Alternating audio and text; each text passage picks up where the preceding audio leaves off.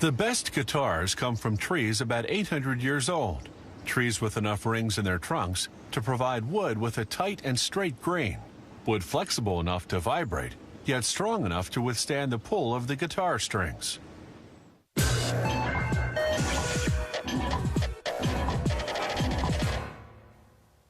The guitar traveled from North Africa to Europe with the Moors who invaded Spain in the 8th century.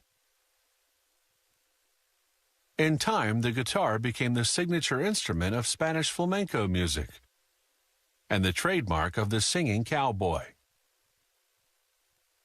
In the 1930s, the acoustic guitar debuted as a jazz instrument. By the 1960s, as the electric guitar took over rock and roll, the acoustic guitar remained a staple of the folk music scene.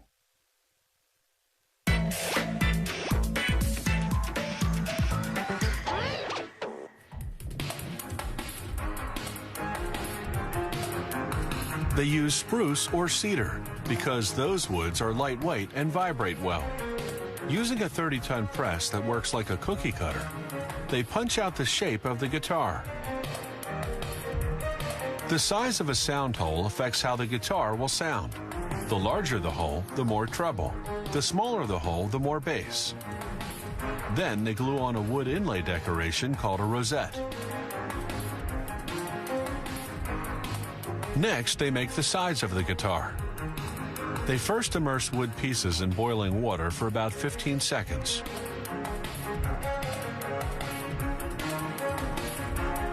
Then place them in a heated press to make the curve.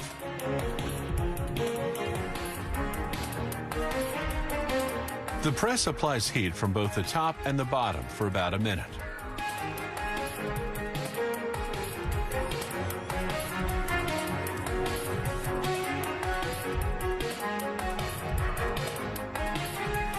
Then they connect the two sides with blocks of wood made of either mahogany or poplar.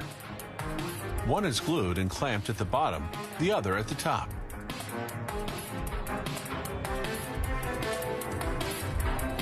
Then they glue on and clamp a wooden lining which will connect the sides to the top and back.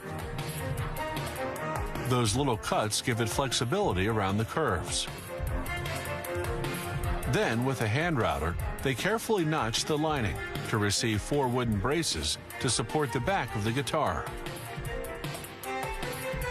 Strategically placed braces help the top of the guitar withstand the tension of the strings. They also equalize sound frequencies by controlling vibration differently at different spots.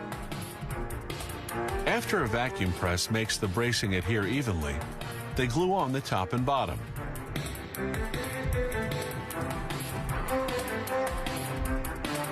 The body of the guitar is now assembled. It goes into a press, then a drying rack for several hours.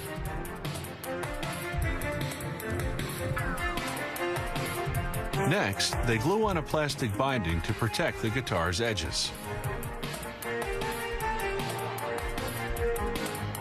Then comes a fine sanding.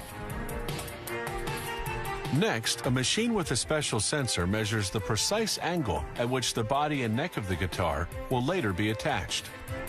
The angle is critical for sound quality. It drills the holes and sands the pieces accordingly. Next, they apply lacquer, 4 to 8 coats depending on the finish. The fingerboard is made of rosewood or ebony. The metal frets separate the half tones on the musical scale. An adjustable rod goes inside the neck. This lets the neck adapt to the different tensions that different types of strings require. They glue the fingerboard on the neck. Then vacuum press it to make sure it adheres evenly. Next, they install the machine heads on which the strings will be wound.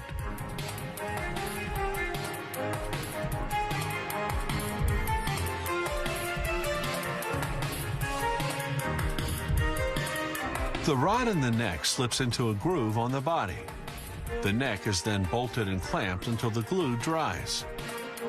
Next, they glue on the bridge, securing it with temporary screws and a clamp. Then they glue on the headstock nut, a hard plastic piece that spaces the strings evenly.